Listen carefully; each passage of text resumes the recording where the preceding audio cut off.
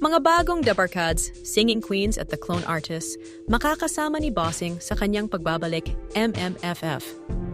Hanggang na ngayon nga ay kinikilala pa rin si 7-time box office king Bossing Vic Soto bilang isa sa mga highest-grossing Filipino movie stars mula pa noong 2000. Hindi naman na nakakapagtakayan dahil sa tuwing sasapit ang Kapaskuhan, isa sa mga pinakapinipilahan ng mga tao sa sinehan ay ang pelikula ni Bossing Vic Soto.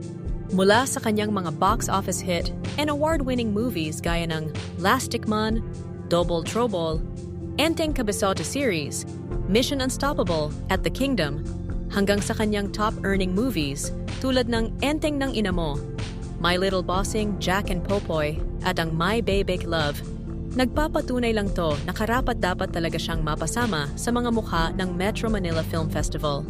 Bukod nga sa nagiging istorya ng pelikulang kalahok sa MMFF ni Bossing, inaabangan din lalo ng mga taga-subaybay ng Eat Bulaga ay sino-sino sa mga Dabarkads ang mapapasama sa mga gaganap. Mula kasi nang sumali si Bossing sa MMFF noong 2002, palaging may kasamang Eat Bulaga Dabarkads sa cast ng kapelikula.